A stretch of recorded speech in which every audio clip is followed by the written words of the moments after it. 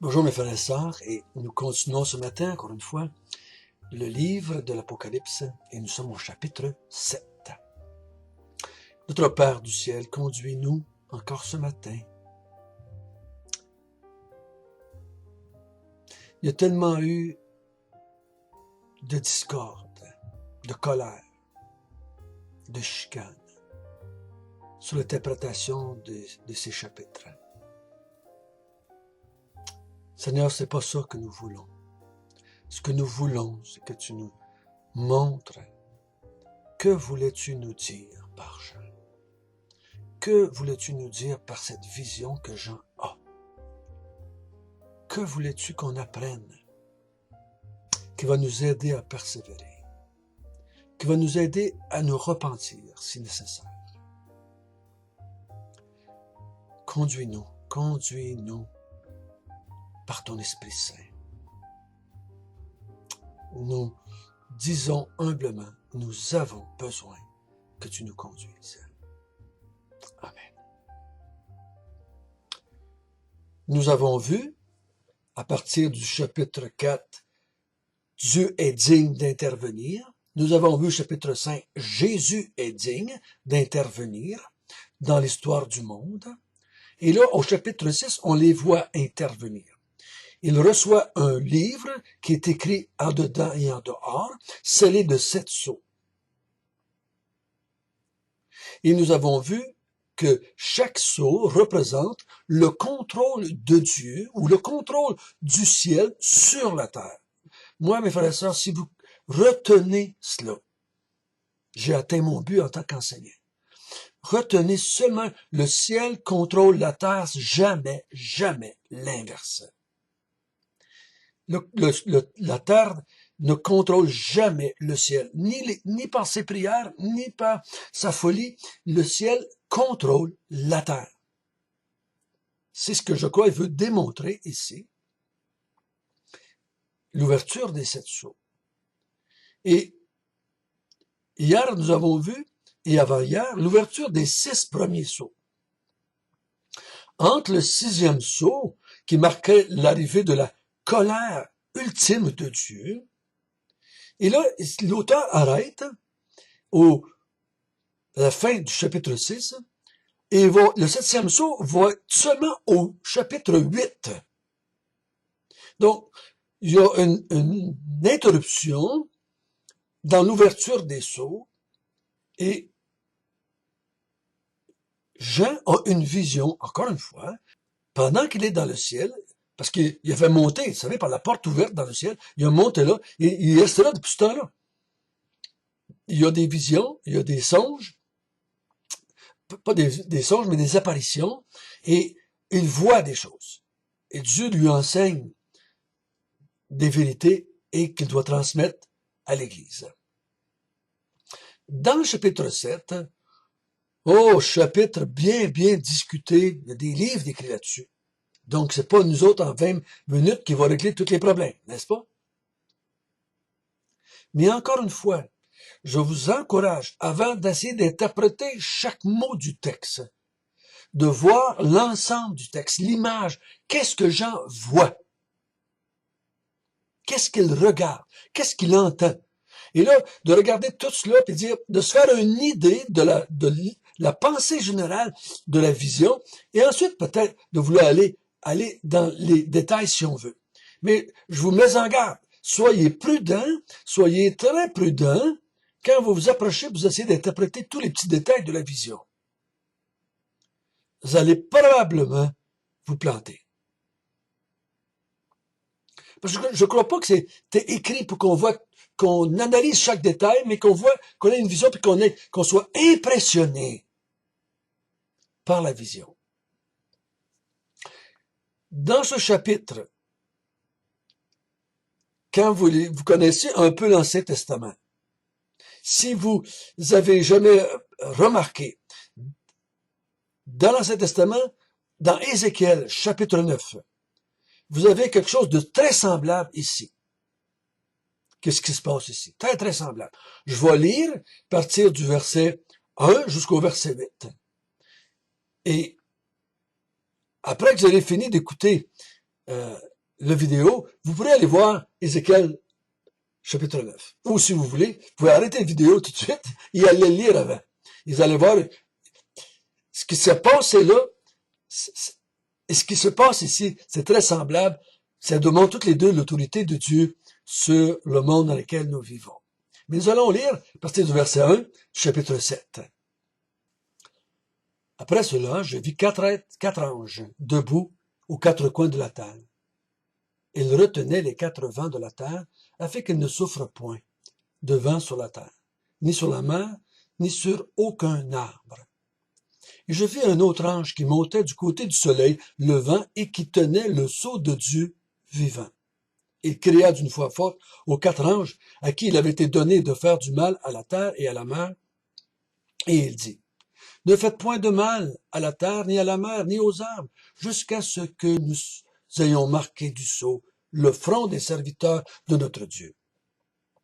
Et j'entendis le nombre de ceux qui avaient été marqués du sceau, 144 000 de toutes les tribus des fils d'Israël. De la tribu de Juda, 12 000 marqués du sceau. De la tribu de Ruben, 12 000. De la tribu de Gad, 12 000. De la tribu d'Azer, 12 000. De la tribu de Nephtali, 12 000. De la tribu de Manassé, 12 000. De la tribu de Siméon, 12 000. De la tribu de Lévi, 12 000. De la tribu d'Isaacar, 12 000. De la tribu de Zabulon, 12 000. De la tribu de Joseph, 12 000. De la tribu de Benjamin, 12 000 marqués du sceau. Donc Jean regarde et il voit quatre anges. Et ces quatre anges-là, qu'est-ce qu'ils font? Ils retiennent les quatre vents de la terre, afin qu'ils ne soufflent point de vent sur la terre, ni sur la mer, ni sur aucun arbre. Donc ils veulent empêcher, parce que le vent, souvent, dans le Testament, souvent, dans les livres prophétiques de l'Ancien Testament, le vent est un signe de jugement. Et ici aussi, c'est un signe de jugement. Il dit, parce qu'il dit, retenez-les, et il dit au verset 3, afin de ne pas faire de mal à la terre, ni à la mer, ni aux arbres. Donc, il dit, je veux que vous reteniez le jugement de Dieu jusqu'à un certain moment. Vous allez le retenir, ce jugement-là. Et ce jugement-là, vous allez l'apporter ou vous allez lâcher le vent le jour où on aura fini de marquer du sceau le front des serviteurs de notre Dieu. Donc, il y a quelque chose qui empêche ce jugement-là d'arriver. Ça rejoint un peu ce qui avait été dit dans le chapitre 6 au cinquième sceau. Quand est-ce que tu vas emmener la vengeance pour tes serviteurs? Quand le nombre sera complet. Ensuite, la colère de Dieu et de l'agneau va venir. Même vérité ici. Il dit, je veux pas que tu lâches le vent, ou les vents des quatre coins de la terre, jusqu'à temps que j'aie marqué du sceau le front des serviteurs de Dieu. C'est une façon d'identifier les croyants. Donc, Dieu veut que ceux qui sont marqués du sceau évitent ce jugement-là. Donc, peu importe comment on va interpréter le verset 4 et jusqu'au verset 8, peu importe c'est qui les 144 000, on les marque afin qu'ils évitent la colère de Dieu, le jugement de Dieu sur la terre. Et c'est tous les anges qui font ça. C'est tous les anges qui sont en train de faire ça.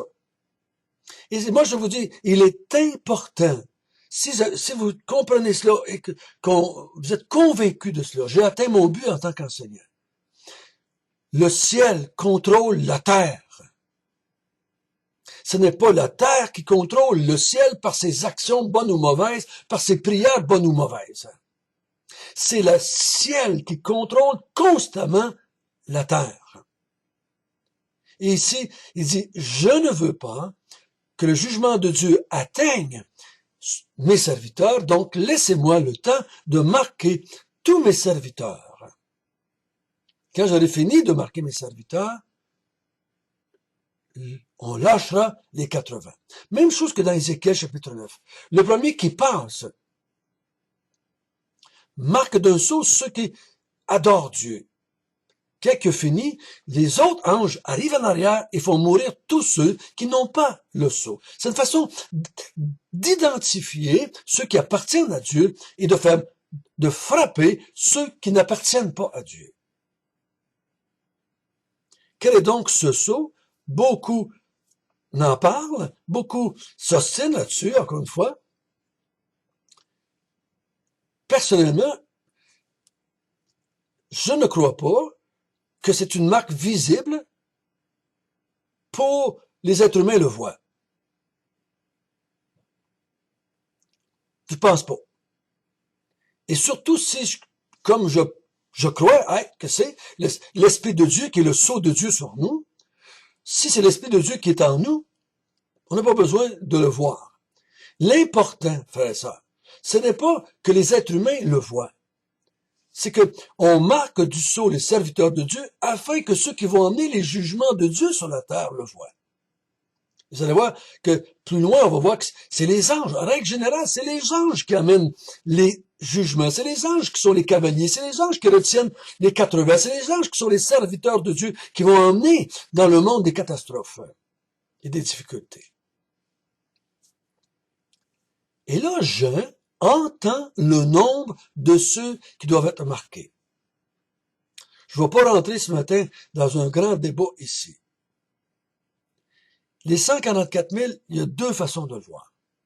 Première façon, il y en a qui disent que si c'est 12 000 Juifs, hommes, qui vont être sauvés pendant le temps de les tribulations ou vers la fin des temps, et ces 12 000-là, il y en a 12 dans chaque tribu d'Israël, pour faire 144 000 Juifs qui vont être sauvés à la fin des temps et qui vont œuvrer pour Dieu pendant le temps des tribulations et pendant le 1000 ans qui vont être après. Donc, l'important, c'est qu'on croit que c'était des Juifs de sang, de la race juive. C'est une façon de voir les choses. L'autre façon, c'est ces 144 000-là est un chiffre symbolique, comme le multiple de 12, hein, les 12 tribus, le mot 12 dans l'Apocalypse et le mot 7, c'est des chiffres, selon la pensée de plusieurs, symboliques, qui représentent un ensemble de quelque chose, le tout de quelque chose. L'autre position, c'est les 144 000 représentent tous les croyants qui ont été marqués du sceau de Dieu pendant le temps de l'Église. Donc Dieu, ce n'est pas des Juifs de sang, mais des Juifs spirituels. Comme l'auteur va dire plus loin, ils se disent Juifs, mais ils ne sont pas Juifs. C'est nous les vrais Juifs. Il le dit dans les 7 églises, puis il va le répéter plus loin. Et il y a 2 ou 3 autres passages en s'en allant qu'on va voir, qui m'amènent à prendre la position que les 144 000 ici, ce ne sont pas des Juifs, mais c'est un langage de l'Ancien Testament pour identifier les gens de la Nouvelle Alliance. Vous avez remarqué, je vous l'avais dit au début, il y a 300 références à peu près à l'Ancien Testament dans l'Apocalypse. Et on emploie des termes de l'Ancien Testament, des images de l'Ancien Testament, pour parler des vérités spirituelles dans la Nouvelle Alliance. Dans l'Ancienne Alliance, le peuple de Dieu, c'était les 12 tribus d'Israël. Maintenant, dans la Nouvelle Alliance, le peuple de Dieu, c'est Israël spirituel. C'est les Juifs spirituels, les Juifs qui ont adhéré au Messie, qui ont cru au Messie, qui ont été circoncis dans leur cœur, qui appartiennent à Dieu. Donc, c'est ce que je crois qui est le plus facile à comprendre. Et quand je vais passer sur les autres textes qui parlent de ces marqués-là, de ces hommes-là, ou ces gens-là qui ont reçu le sceau, dans le chapitre, il me semble c'est 9, et le chapitre 14, on va en parler de ces personnages-là. Et vous allez voir qu'il est impossible, selon ma compréhension, que ce soit juste 144 000 Juifs, hommes, qui sont sauvés pendant le temps des tribulations pour faire un œuvre pour Dieu pendant ce temps-là. Selon moi, avec l'ensemble des trois textes, parce qu'avant cela, dans l'Ancienne Alliance, en tout cas, j'ai jamais vu de référence à 144 000 Juifs dans l'Ancienne Alliance, dans l'Ancien Testament, et ni dans le Nouveau Testament, il n'y a aucune référence à ces 144 000-là, Juifs, dans les Évangiles et dans les Épîtres. Donc, les 12 000 ici, de chaque tribu, représentent l'ensemble des croyants qui sont marqués du sceau de Dieu afin d'éviter la colère de Dieu, le jugement de Dieu sur le monde. La colère de Dieu est de l'agneau. Donc, il y a quelque chose qui est retenu, un jugement de Dieu, qui va faire mal à la terre et à la mer et aux arbres, qui va faire mal au monde dans lequel nous vivons, qui va juger le monde. Donc, on retient cela aussi longtemps qu'on n'a pas fini de marquer les serviteurs de Dieu. Pour moi, c'est important que on saisisse la vérité. Vérité que notre Père du ciel permet un paquet de choses qui peut arriver aux enfants de Dieu. Un paquet de tribulations et de persécutions. L'Église a souffert de tous les temps. Et Jésus a dit, ils vont vous traiter comme ils m'ont traité. Ils vont traiter les disciples de la même façon qu'ils ont traité le maître. Donc, c'est pas surprenant, c'est quasiment logique et compréhensible, et ça fait du sens que l'Église souffre à travers le temps, parce que le maître a souffert, le maître a été persécuté, le maître a été mis à mort par le monde dans lequel il vivait. Donc, c'est la même chose qui arrive à l'Église. Mais il y a une chose que l'Église ne va pas subir, c'est la colère de Dieu. Ça, c'est réservé à ceux qui n'ont pas la marque du sceau de Dieu. Vous savez, c'est comme ça fait penser un peu dans l'Ancien Testament, au temps de l'Égypte et du peuple d'Israël. Pendant un certain temps, je pense les 3 ou 4 premiers fléaux, Israël et l'Égypte subissent les fléaux. Mais à un moment donné, je pense que c'est le 4e ou le 5e, Dieu met une séparation. Il y a juste l'Égypte qui subit les derniers fléaux. Israël est protégé. Vous savez, il y en a qui disent que l'Église peut pas être sur la terre pendant que Dieu va abattre sa colère sur le monde. Je ne vois pas pourquoi. Parce que Dieu peut faire abattre sa colère sur le monde, même si les chrétiens sont encore là. Même si les chrétiens sont encore là. Dieu est capable de le faire, il l'a déjà fait dans le passé tellement souvent. Noé, Lot, on pourrait en nommer, Dieu a protégé ses enfants comme il voulait, même quand sa colère s'abattait sur le monde entier. Donc, pour nous qui sommes ses enfants aujourd'hui, et pour l'Église qui a reçu les sept églises de l'Asie,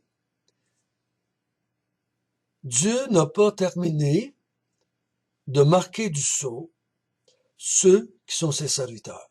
Mais qu'il ait fini, sa colère va s'abattre sur le monde qui nous fait souffrir. Notre Père du ciel, merci. Merci de nous révéler cette belle vérité. Merci de nous avoir marqué de ton sceau. Ton esprit nous a marqués. Et ceci nous identifie déjà aujourd'hui pour tes enfants. Et tous ceux qui reçoivent ce sceau, tous ceux qui reçoivent, qui sont marqués, peu importe comment on pourrait définir le sceau, tous ceux qui sont marqués du sceau de Dieu ne vont jamais subir la colère de Dieu. Donc, quel message pour l'Église, là? Repens-toi. Repens-toi. Si tu t'es détourné de moi, si tu te repens, je vais te marquer de mon sceau et tu ne subiras pas ma colère. Mais si tu te repens pas, tu vas subir ma colère. Au nom du Seigneur Jésus, nous te prions. Amen.